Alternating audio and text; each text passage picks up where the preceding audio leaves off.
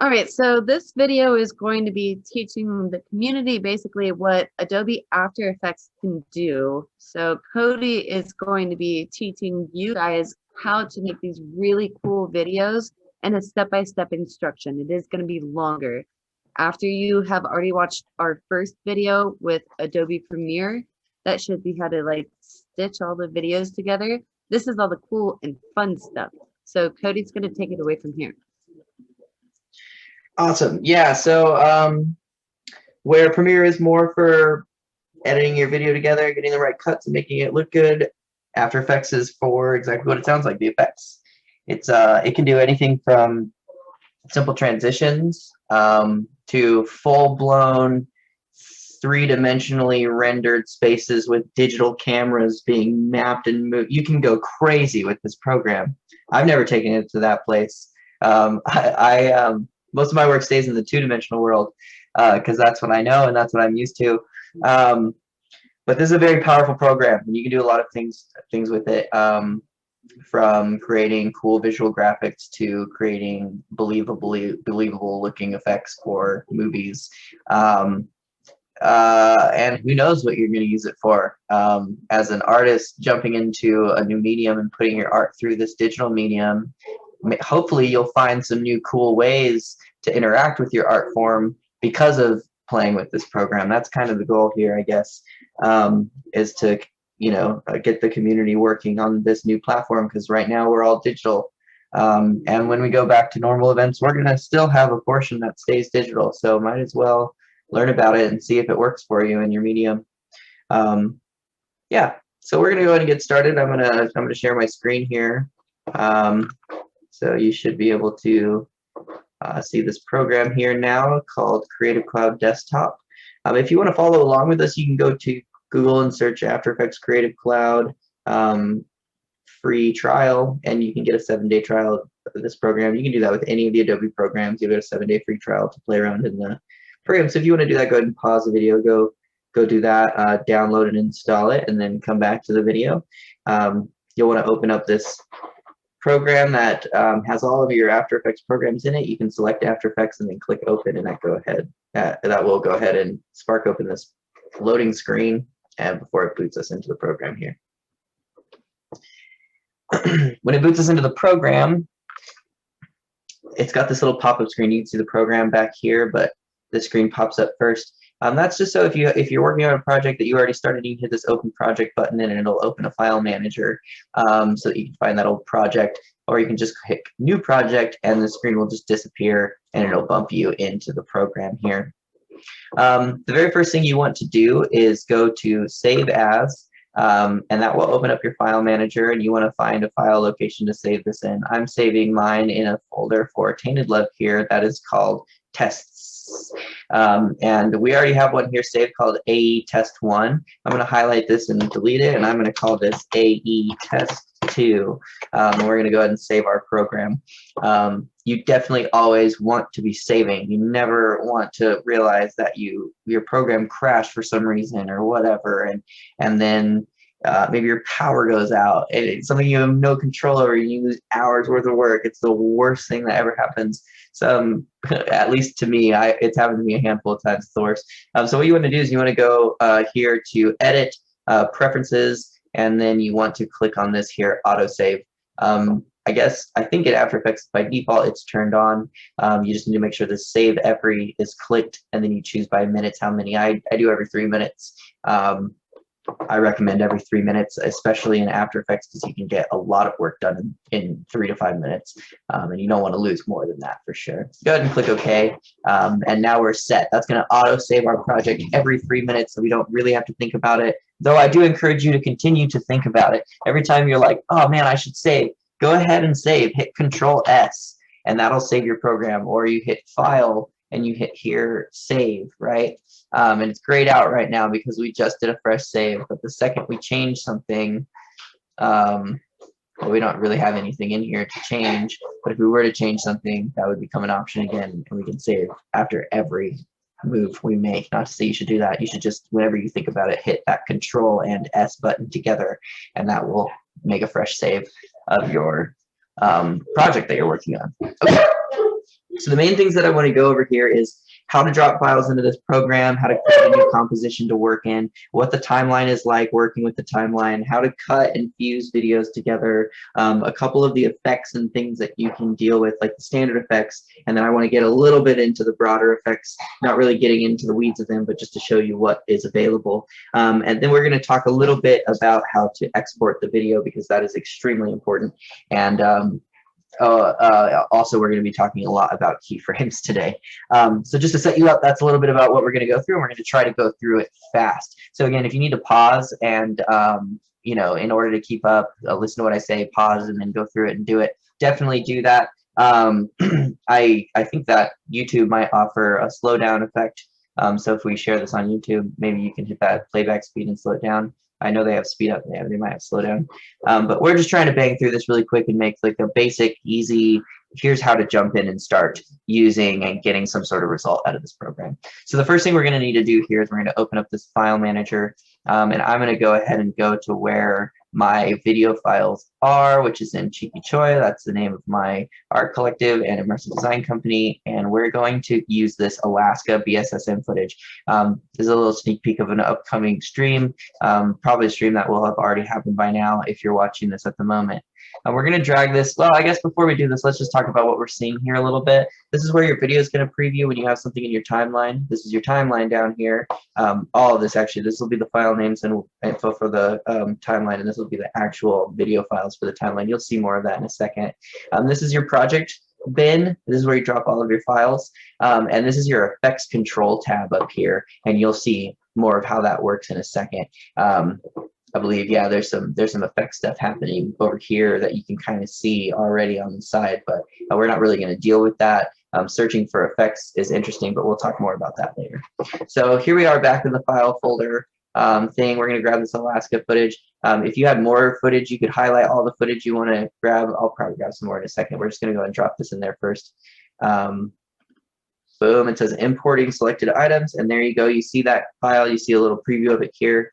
Let's go ahead and grab some more footage. We're gonna grab this, and we're gonna do, no, we're not gonna show that. We're gonna grab some GoPro footage from here, and we're gonna go ahead and grab these two files right here. We're gonna drag them in together. It drops both of them in at the same time. Bam, and now they're in there.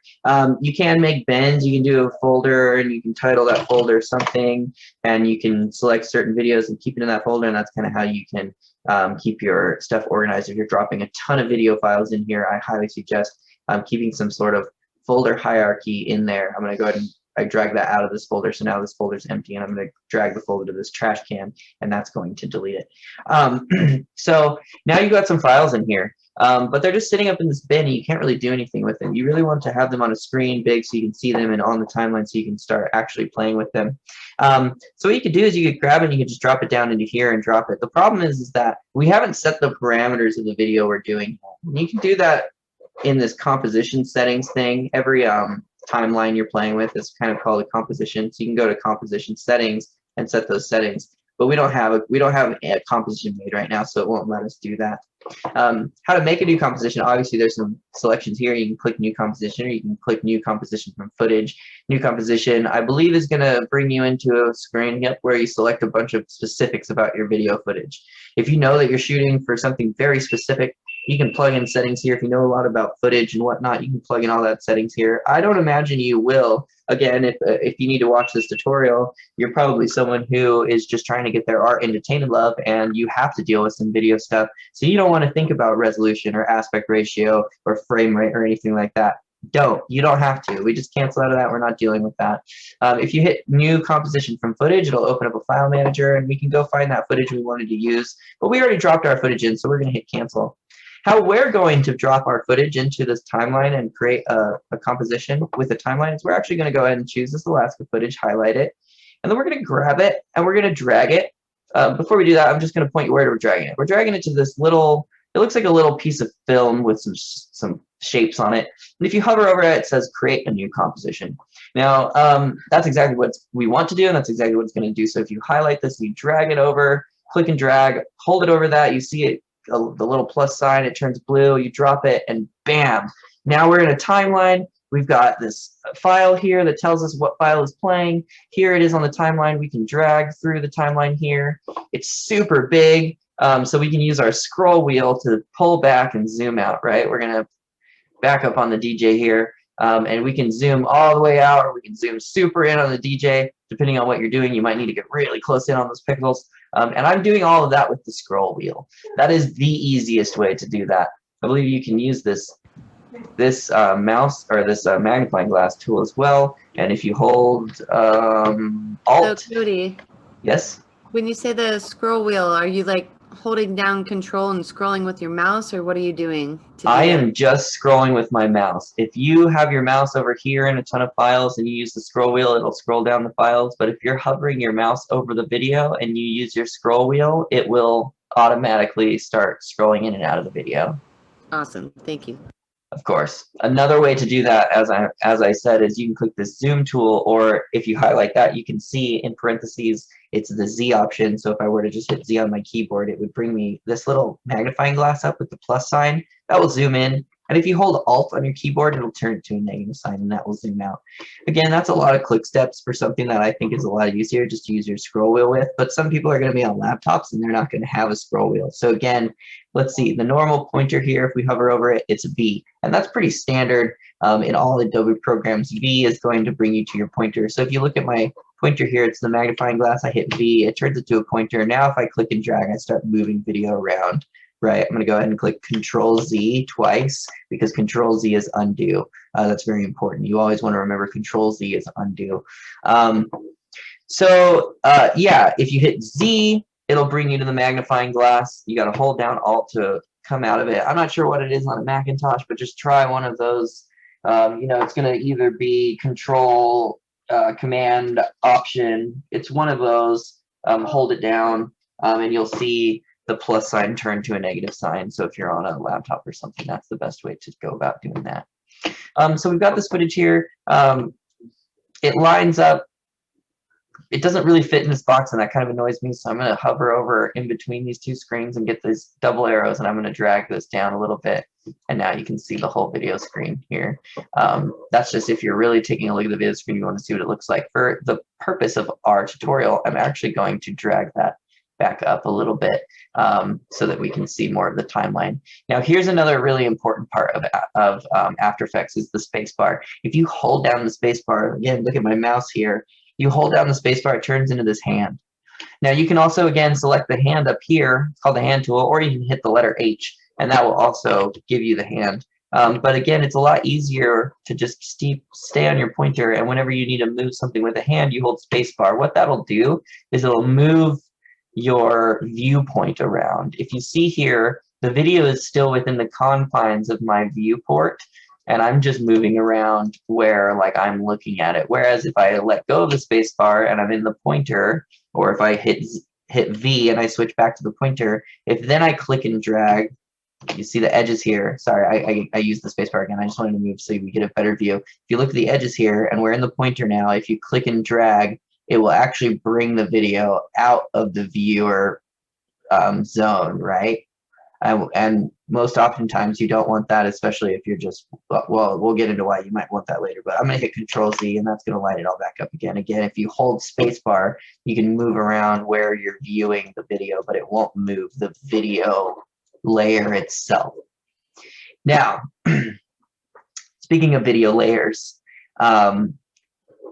the timeline on After Effects, there's not audio. Audio is in the video layer. So as you can see here, Alaska BSSM, this is our video layer. It's this teal color. We can change its color here, to sandstone, I guess, or aqua. Oh, that's what it was, aqua. We're going to put it yellow. And that's just to kind of color coordinate all of your video files because it can get confusing depending on what you're doing. But there's this little drop down flag here, arrow. If you drop that down, you've got some options here. One of them is audio, and this is where your waveforms are and your audio levels are.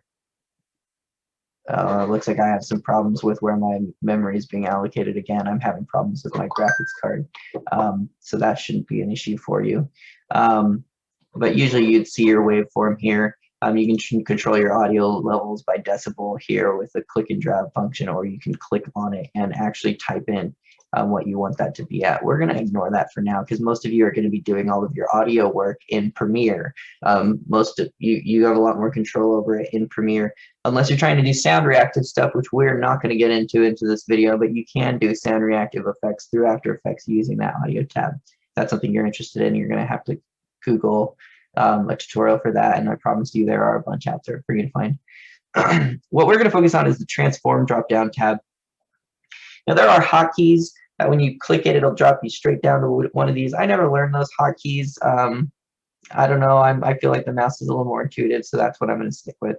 You have a couple selections here. You have an anchor point, position, scale, rotation, opacity. Already, if you watched our Premiere Premiere editor video, you'll realize when we were changing the opacity in the effects tab, there was only like 1 or 2 options, right? And here we're getting 5 right off the bat because After Effects is all about video manipulation. It's not necessarily video editing, it's video manipulation. So I'm going to break these down for you as quick as I can. Again, I'm going to spacebar and drag this over because I want you to see, actually I'm going to zoom out a little bit. I'm going to select this, you click on it, and you see how it highlights this in these little yellow dots? Those will correspond to the color this is. If I change to purple, there'll be purple dots, but we're going to go back to yellow.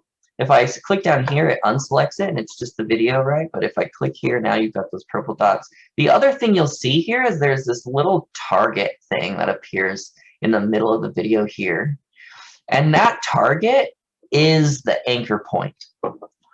Just so you know what the anchor point is, that's the anchor point. That's where the video is attached centrally. That's like its central location, and we'll talk a little bit more about that later. I just want you to know that when this says anchor point, it is talking about that. Position is where the video is. So if I were to grab, this is one is X and one is Y. So if I grab this and move it, you'll see the video starts moving off the screen there.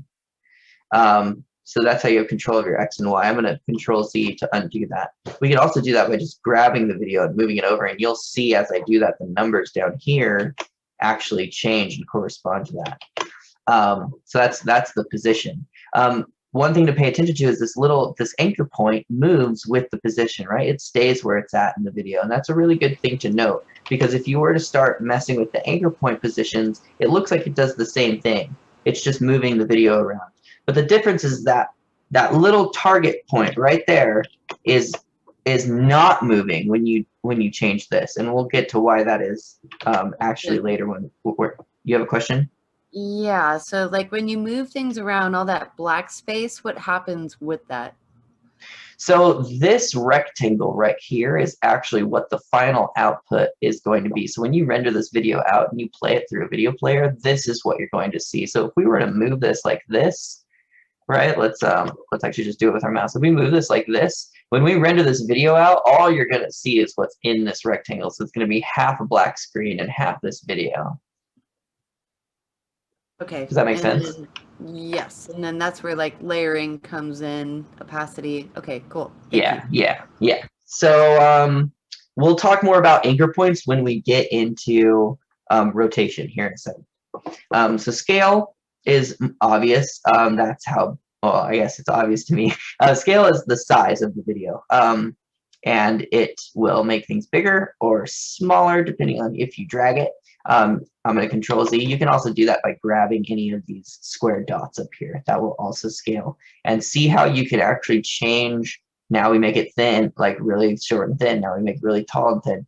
And those numbers down here on the screen where my mouse is down here are moving in correspondence to that. Whereas if we moved it here, it's only ever keeping this position, right?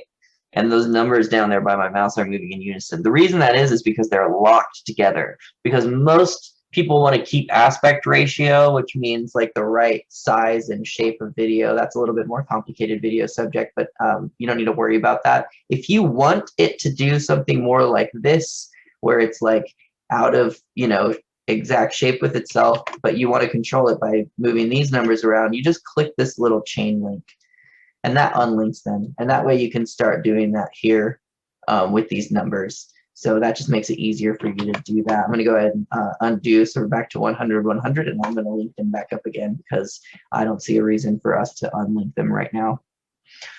Now, Rotation is awesome. Obviously, like it's going to rotate the video. And if you go upwards, it rotates clockwise. If you go down, it rotates counterclockwise. And you can rotate positive up to 380 degrees. And then once you hit 380 degrees, if you're looking down here by where my mouse is, as soon as you hit that 380 degrees, it changes this first number to 1 and resets this bottom number to 0. And so that makes it a lot easier doing rotation. So if we wanted to, we'll get more into keyframing and animation later, but if you wanted to have a video continually spinning and say you wanted it to spin 6 times in a circle, instead of dragging this to 386 times in a row, right, you can just set the first one to 0, and then you move this to where you want it to change, and you set this to 6. And then that will spin it 6 times. Okay, but we'll get more into that later. That's just something I want you to be aware of. This is how many rotations have happened, and this will only go up to 380 because it is in degrees markings, not, that's how it measures it. So this is where the anchor point really comes into play, how you can see how the anchor point is used. If I rotate this, you'll see that that it's rotating in the center of the video, and that makes sense. And if we were to move the video over here, right, and then we rotate, it's going to keep rotating in that central point of this video, and that's because that's where our target is, and that target is the anchor point. So if let's say, this video is cool, it's spinning kind of with the DJ in the middle, and that's pretty awesome, but let's say like I actually want to focus on this mannequin up here, and I want it to spin around like the face of this mannequin. What I would do is then I would move the anchor point so that this target is on top of the mannequin's face.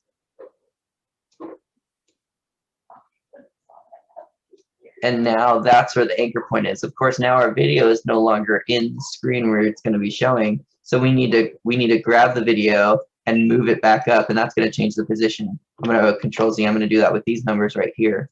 You can drag these numbers this way here, boom, and then drag these ones up, and now we're back in our screen here, and our target is on this mannequin. Now if we rotate, the footage is going to rotate around the mannequin's head, you see?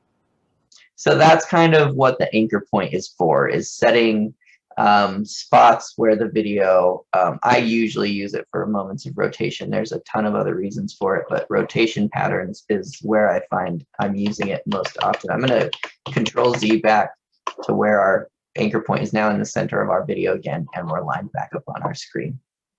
The last thing here in our transforms option is opacity, and opacity is how much you can actually see of the video. So the closer to 0 we bring this, the closer to black we get. And if we were to have another video file under here, and now we're getting into layers, right? Oh, this is a much shorter video file. So you can zoom into the timeline to see that better with this little guy down here. And that'll zoom it in close there. You can also use the plus and minus keys on your keyboard. And I find that a lot easier.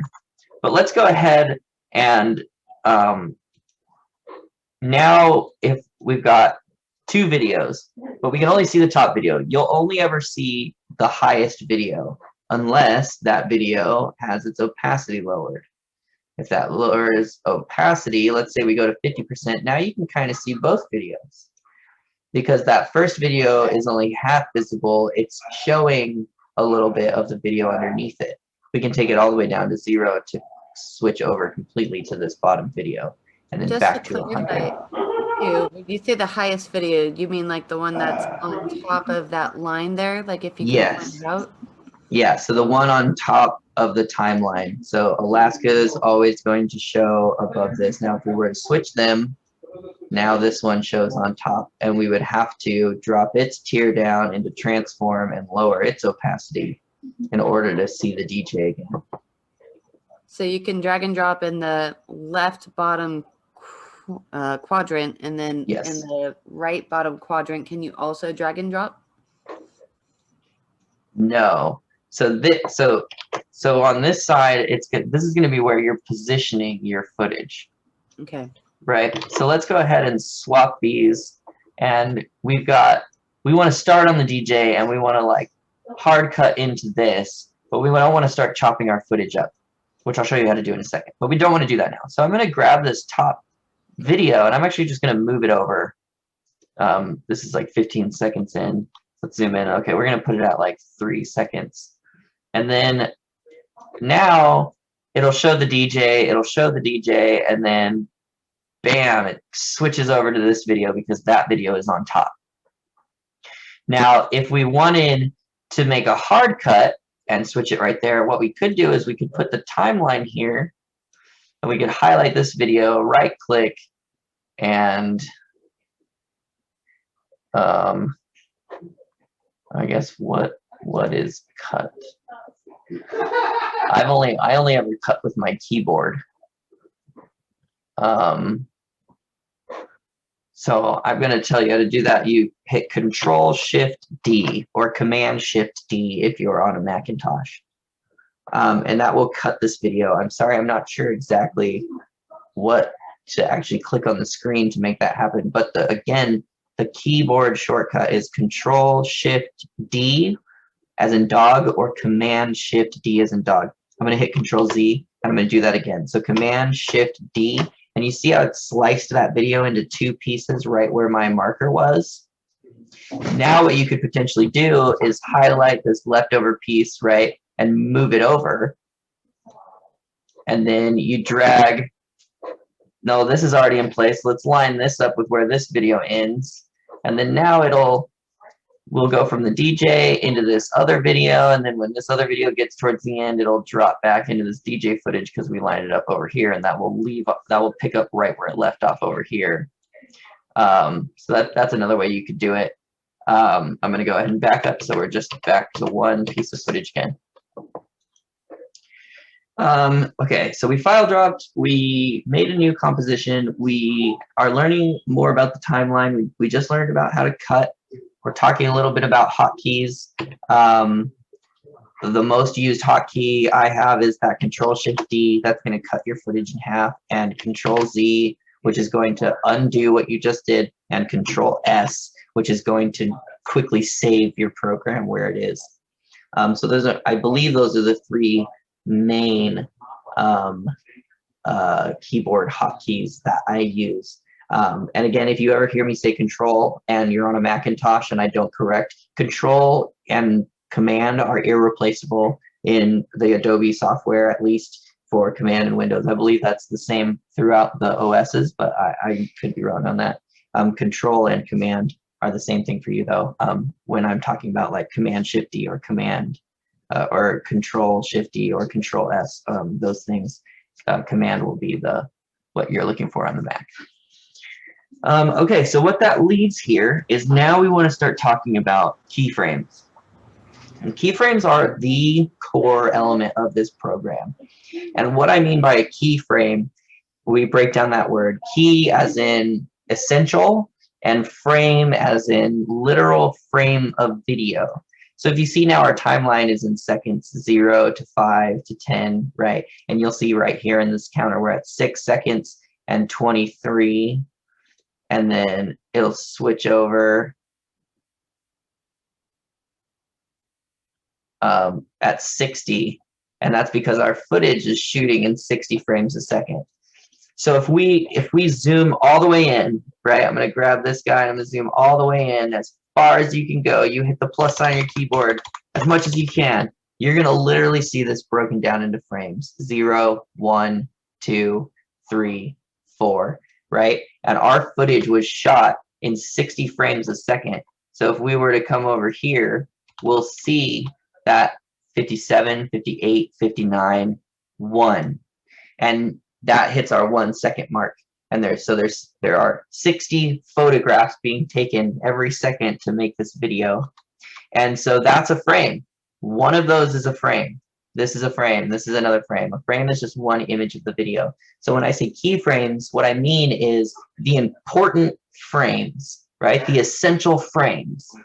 And I'm going to show what that means here a little easier. I know that was a little more in the weeds, but a little thought process, but I'll show it here. So we are zoomed in now. Let's see here. Here we go. So this is 1 second, 2 seconds, 3 seconds. And let's say we want to start with this video feed, and at 1 second we want it to fade in the next video feed. Here at 1 second we want to fade in the next video feed for a second, and then we want it to hold on that video feed for a second. So what we'll do is we place this first feed here, and then at 1 second we line up our next video we want to start coming in, right? And you'll see here that it'll take over if you're on the first frame of that video. If we zoom in real close, you can see that it's lined right up on our marker here. And I'm going to go ahead and drop this down, and we're going to see our transform here. And if you're watching our other video, you'll recognize this little clock. And this clock is going to start the animation and place your first keyframe. So let's go ahead, and I believe a really easy way to see this position. So let's say we want this video to be like panning across the screen. So let's take our position and let's move. Oh wait, no, that's right. We were talking about fading. That's right. Sorry. We're talking about fading into this video. I got super sidetracked for a second. So we're gonna be focused on opacity. So on this first frame, as you can see, this video is now taken over. We're gonna set the opacity to 0 because we don't want to see it yet. We want it to start coming in from 0 to 100, and at 100 it'll be full on that video. So we set that to 0, and we're gonna click on this clock. And when you click that clock, it adds this little blue diamond here. And I'm going to move this out of the way so you can see there's this little blue diamond. We zoom way in. It's just on this one frame. Now, we said, remember, we want that video, we want it to take a second to fade in. So instead of going through every frame and making it a little brighter and a little brighter, which is how they did original animation, and that's how original rotoscoping works as well, and a lot of people still stand by that rotoscoping, not in this. After Effects is specifically designed to move past that and get something done quicker. So remember, we're only focusing on the key frames. So that was our first key frame, was a setting of 0 at 1 second. Our next keyframe is a setting of 100 at 2 seconds. So we put our marker on 2 seconds, and what we have to do is, all we have to do is grab this and drag it, or we can click on it and we can type in 100 and then hit enter. And that's going to store this value of 100 in this keyframe. So this first diamond keyframe here has a value of 0. You can see there, if I highlight it, it says %0. Whereas if I highlight over this, it says %100. Now what that's going to do is it calculates in the background the difference between those things as you move between them. So you'll see we're on this video, and as I drag my timeline across, it will slowly fade in to this next video because the opacity of this top video is going from 0 to 100. Now, because the hierarchy is always going to show the top video, another way to get that done, right, if you want to think about it differently, is this file is actually on the bottom. And you start with the video you want showing at the very top and you want to work down or something. All you have to do is either at this point in the top timeline store, so we can keep this bottom video at 100 at all times. So we honestly don't need these two keyframes. So what you can do is you can either click this clock to get rid of the keyframes and then set this back to 100. Or you can bring your timeline over here where it's already set to 100 down here and then let go of the clock and it'll keep it at 100. And that way this video file is already at 100. And then what you do is at the 1 second mark, you actually select this top video file of the DJ and you put a keyframe, hit the clock to put a keyframe set at 100%. And then at 2, we would set that to be 0%, right? The opposite of what we did before. So instead of this coming in from 0 to 100, now this video is fading out from 100 to a 0, and you get the exact same effect. So that's just kind of like a different way of thinking about working in the program. So that's the basics of keyframes. And keyframes are everywhere in this program. It's literally how everything works. I know we just did a simple fade, but you could set this keyframe so that, like, you know, maybe at first, we want this video to be completely off screen this way. We're going to drag it totally off screen, right off to the edge there. and we're going to mark this position keyframe. And then at the 1 second mark, we want it to be totally on screen. So we're going to drag it back, and it's going to be on screen now, just in time for it to start fading. So now if we drag the keyframe, you'll see it slowly brings it on frame, and you can actually see its trail here, right? And it'll slowly go from that first setting box to the second setting box, and then boom, start fading in that, or fading out to show that second video. Now this is actually interesting. I'm really glad that I did this because I want you to see this track here. See, this first line is where the keyframe is starting, and the second, or sorry, the first box is where the keyframe is starting, the second box is where the keyframe ends, these little squares. And you can quickly edit those by just grabbing and moving them. Like if we want to change where this end keyframe is, yeah, we can drop our marker here and we can start manually changing the position here, or we can just see that, okay, I see, okay, it starts here, it ends here. I don't want it to end here, I want it to end here. And now it'll move the video up there, right? So that's a quick way to edit that. Now, another thing about this little guy here is you'll see these little dots in here. And those dots, if you start grabbing and moving them around, they're going to start bending this track, right? And if we bend this track all crazy like, and then we start moving this thing around, you'll see that the video is now following that bent track and kind of doing a weeble wobble, right? Let's add another keyframe in here, and all you have to do is select a new portion of the timeline and then move this. It's automatically going to set this new diamond keyframe here, and now you can see you have a third point and you have more of these bendy controls, and so now it does this whole weeble wobble across the screen, bang, bang, bang. And so that's, I'm going to Control Z back out of all that. That's like, those are the basics of keyframes, and that's how this whole program works, is you're focusing on the most important frames, marking them, and the program is making up the difference in time. Okay, so one more thing we want to touch on before we start exporting is effects. Now, I'm going to go ahead and scroll this down just a little bit. I'm going to close these tabs up to clean up our screen here, make this a little easier to look at. And you'll see that this is Zoom right here. Right here, there's all these presets, animation presets and effects and stuff. And let's say we really want to do some keying. And keying is like green screen, right? If you film in front of a green screen and you want to take that screen out and put something else cool behind it, that's called keying. Chroma key. You're keying out a color. So, you know, you'll have some options in there. Another way to get to this is up here in this effects panel, right? And you have all these options. Now, they're grayed out right now, and the reason they're grayed out is because they want to automatically assign to something, and there's nothing highlighted. So if we were to actually highlight one of these videos and then click effect, now it's all available, and we can find the keying section, and we see all the same stuff we see there as we see here. Now, the cool thing about this guy here is that you can search for what you're looking for. Key. Key. And then now, bang, it brings up all the things with key in it. Let's say we know we want to make a wave effect.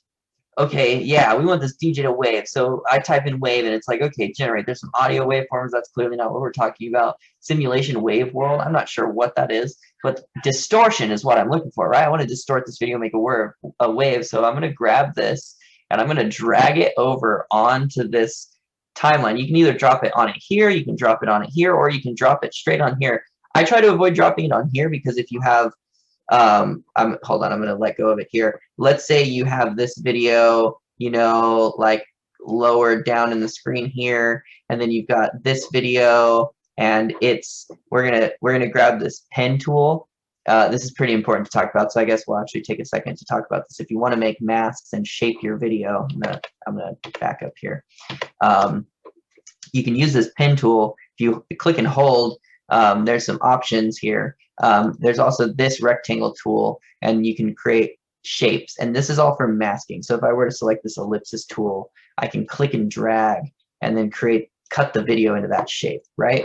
And now the video is in this shape, and you'll see that down here there's this mask now, and if you drop the down menu into the mask, you can start changing its feathering effect, and that will make like how much it blends, right? You can see now it like blends nice into the black, where if we set it back to 0, it's just a hard line. Opacity is how much you can see it, just like in the regular opacity setting, and the mask expansion will actually push it past its boundaries of the mask. Now that's a quick way to make it. You can just click and hold and choose one of these shapes, you know, star tool. It's interesting. You make a little star. Oh, now actually we didn't have a video file selected. So when you did that, it actually made a new shape layer altogether. We're going to delete that. That's a little more complicated. I don't want to talk about that. I want to highlight this again. I'm actually going to highlight this mask one. I'm going to delete it so it's back to the regular footage. I'm going to choose this star pattern. I'm going to click and drag, and then now you see we've got this star. But I want to move where it's at, right? I don't like that it's here. I want it over the DJ. So I'm going to click back into our pointer tool or hit V on my keyboard. And all these boxes are selected. So if I click and drag, it'll start moving as one. If we accidentally click out, they turn into circles. And you don't want to just grab it and move it because then it'll change the shape. And that's very important if you want to get like any specific shapes. Like this is a really cool shape. So fuck that star. I'm going to stay with this shape. Sorry for the language. Stay with this shape. And I'm going to actually click and drag and highlight over all these boxes. And that turns them all solid again. And that way I can grab one and I can move it over, right? And then bang, that's pretty cool looking. We're going to leave that there. But with this pen tool, it's the same thing. It's for making masks, right? So we can click on it and we can start clicking and creating points in order to make another mask of the video. And now we have like a separate little portion going. I'm going to go ahead and undo that. And I'm actually just going to add 2 points onto this. And see how if I do this, it makes a new point.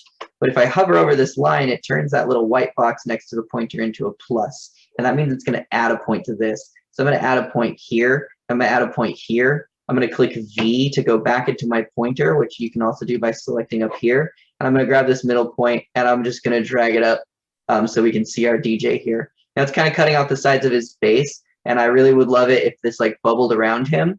And you can do that. You click and hold this tool and you select this convert vertex tool. And when you click on this, it's going to give you those little dots, just like we had in the tracking earlier. I'm going to click V again in order to get back my pointer tool. And when you click that, you can move those dots around. Now they're connected to each other, and that works for this, but I want to get like a little bigger on this side, or I want to make it a little more wavy, and I want to have control of these individually. So I'm actually going to select this this convert vertex tool again, and I'm going to click and drag one of them with that. That's going to unlink them. Then I can click my pointer again, and now I can freely move these around separately. So we're going to make him like a little alien head thing here.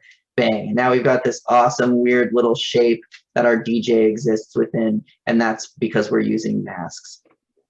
Now, back to the point I was making, let's go ahead and select this. We're going to move this video over here, and we're going to close this up again so we can see our video down here, and we're going to move it underneath.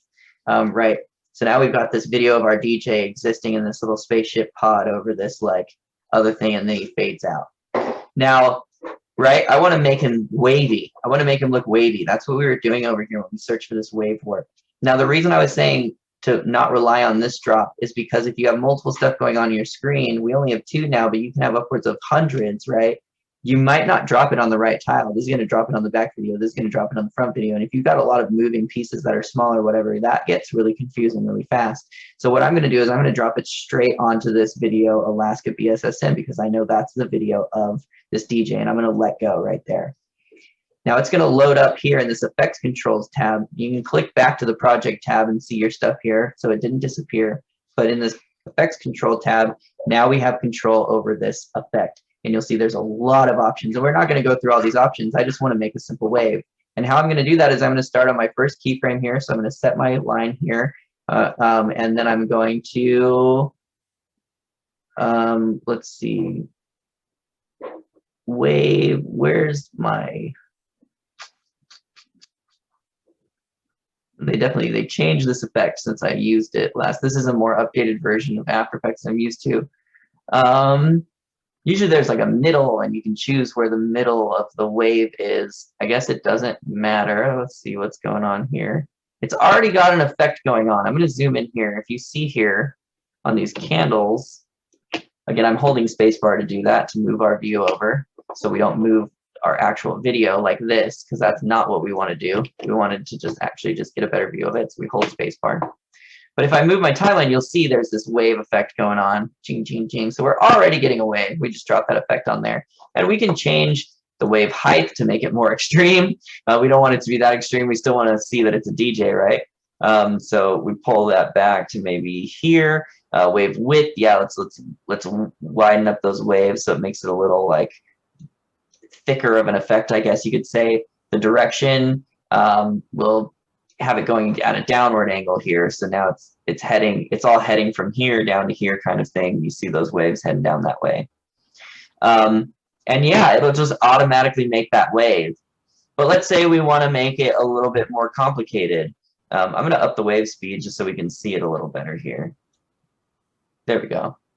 Let's say we want to make it a little more complicated. Drop that down. And we want to change the wave direction because that kind of looks cool. And we want to do that between two periods. That we would just use the keyframes again, right?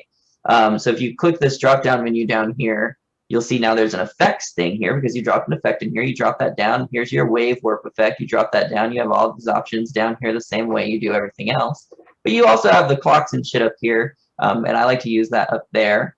So we're actually going to choose a direction. We're going to make an animation key for the direction. You'll see it popped up down here as a little blue diamond.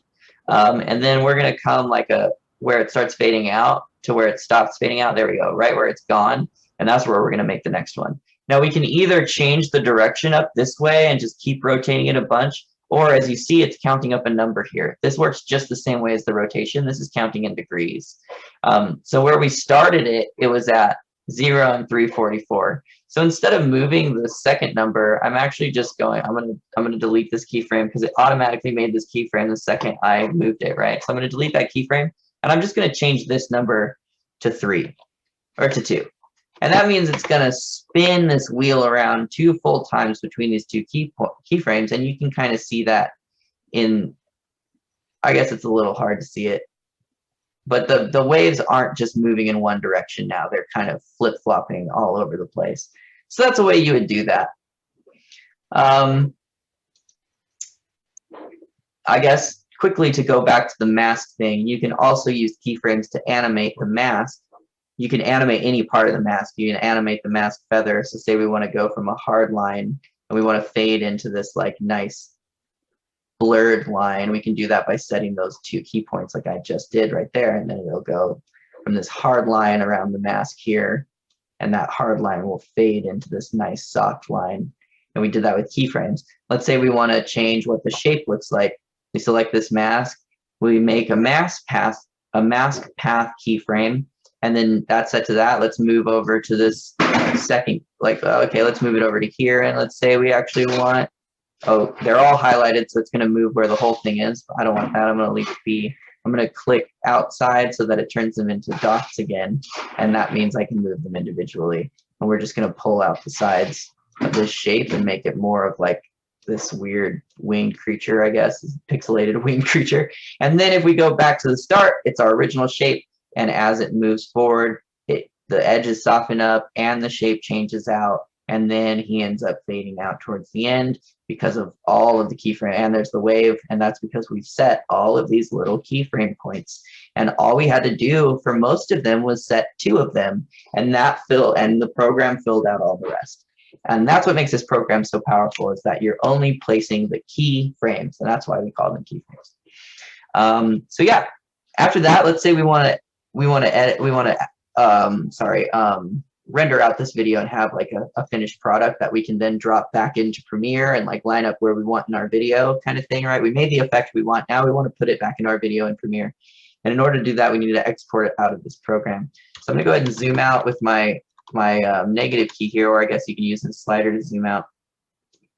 And I'm going to close this video file here. That's right. Our second video file is very small. And I don't want to render out this whole video, right? I just wanted to go, let's zoom back in. I just wanted to go to the point where the DJ fades out. And that's the end of the video. And to do that, you've got this work area bar, right? And you can move this around. And we want ours to start here.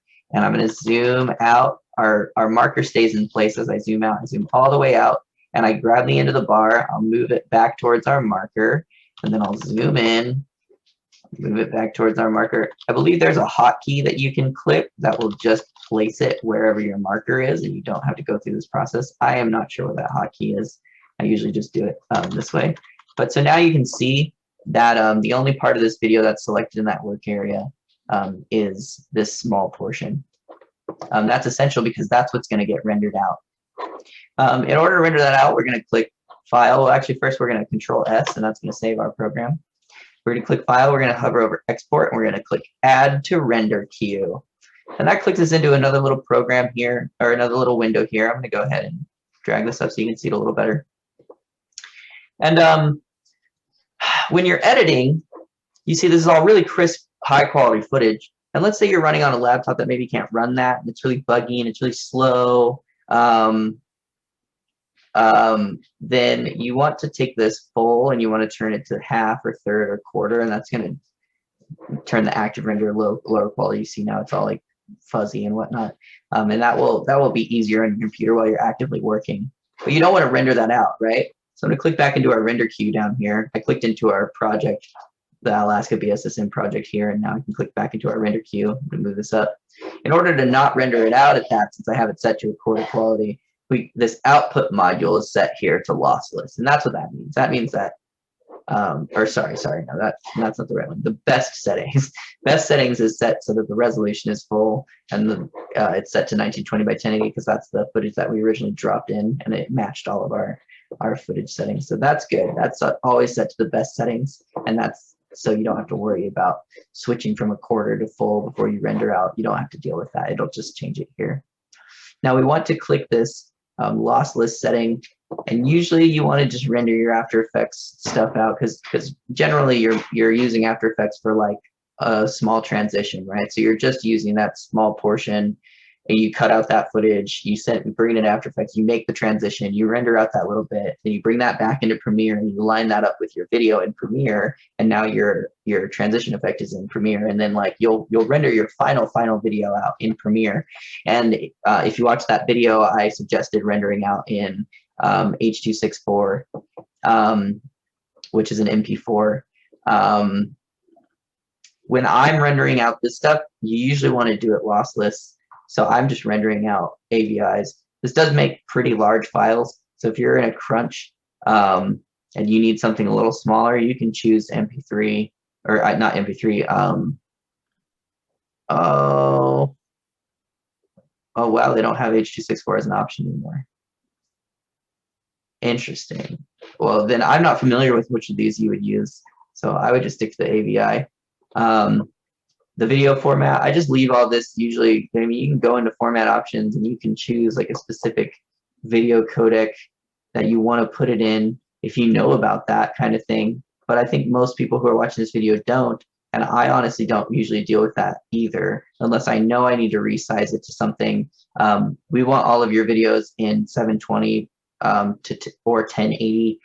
So if for some reason you're shooting on like a webcam from back in the day and it's like 480 or something you might want to resize, but if we've come too far at that point, please shoot your video in 720 or 1080, and then you don't have to worry about that. You just leave that unchecked. Output audio, make sure the audio is being output. If you want any audio, usually if you're just working on effects, the audio doesn't matter because you have your audio clips in Premiere and you're going to be dumping this footage back into Premiere anyways. Unless of course you're making like visual graphics and stuff. If you're making visual graphics, you can just render straight out from here, though I still suggest you dump whatever uncompressed render out of here into Premiere and then compress it down in order to save yourself a lot of space and whatnot. Anywho, so we're going to click OK here. So this is now set to a custom AVI, and it only does that because we actually opened the settings. Even though we didn't change any of the settings, because we opened it and clicked OK, it changed it to custom AVI. That's fine. The other thing you want to make sure you do is this output. Click on this output, and that's going to open up your file folder, and now you can choose where to save it to. I'm going to save it in our Chikichoya folder here, our tests folder. You see there's some After Effects autosaves in here. It's because we saved our program file in here, and this is where our autosaves are being saved when the program is saving for us in the background. So we're saving this as an AVI, but I don't want to call Alaska BSSM. I want it to be called DJ Spaceship Fade Video. There we go. That's what I want to call it. So we hit save, and now you'll see it's in there, and that's what we're going to call it. And the very last thing you need to do is render. I like to hit Control S one last time before I hit render in case any weird things crash or anything, and I need to open it back up so that this is all where I saved it last. Hit render, and then you'll see here, you'll see the effects rendering in real time up here. And then when it gets to the end, you'll hear this nice little bing, and that means that it is rendered. It might take your computer a while, especially if you're trying to do a bunch of effects and stuff. Even if you have a good computer, it might bog it down. And if it's going to take longer, upwards of an hour or more than that, I highly suggest not doing any file transfers or scanning the internet or anything. Just let your computer run the render. Don't add any extra stress on it, and that will make sure everything is good. Now that we rendered this out, all you have to do is open up a file manager and go find that folder that you saved it into. Ours is in tests, and we called it DJ Spaceship Fade Video. Here it is. We double click it. I'm going to open it with VLC Media Player. Highly recommend using VLC Media Player. It has the most codecs. It'll play the most videos I know of. And here we go. We've got our little thing. I'm going to click this little repeat button. I'm going to play it, and I'm going to full screen it. And now we can watch our little masterpiece play on repeat here. You see our spaceship fades out, and it's got all these wacko, these cool little like we spun the direction of the waves so that it's creating this weird jiggle effect. So that's pretty cool. And there you go. Now you have a video that you have made effects for and exported it out, and it's ready to be brought into Premiere so that you can do any final touch-ups or cuts or edits, and then you can render it out compressed and ready to go for whatever platform you are going to be exporting it out of, or uploading it to, sorry. Which in our case for Tainted Love is going to either be you emailing us that file if it's small enough to attach in an email, or dropping it into a Dropbox, I believe we will have set up. So that is After Effects in a nutshell. That's as deep in the weeds as I'd want to get for any beginners. If you're really trying to do anything crazy, please go to Google. Just Google After Effects tutorial. How do I do this thing? That, you know, be specific. Go to YouTube, type the same thing. You'll find a video tutorial. You'll find a walkthrough tutorial. There's hundreds of these online. Damn, Cody, you should be a teacher. Thank you. Like, I learned a lot from that, and I know I'm gonna go back through and just like pause and you're like, what the fuck did he say? Language. Burners. But yeah, no, that was amazing. That's gonna go past Tainted Love, where like you just gave a free class. So cool. That's a really neat gift. And there are real teachers who teach these classes at real schools who have online free resources for you to basically what I just did, but it's them doing it and they're way better at it. So please look for those resources. They're out there. No, you did fantastic. I'm excited to start editing our videos too. So no, you did a really, really great job. So for the people that actually make it to this portion, I think they're going to make some really cool shit. Hell yeah. Cool.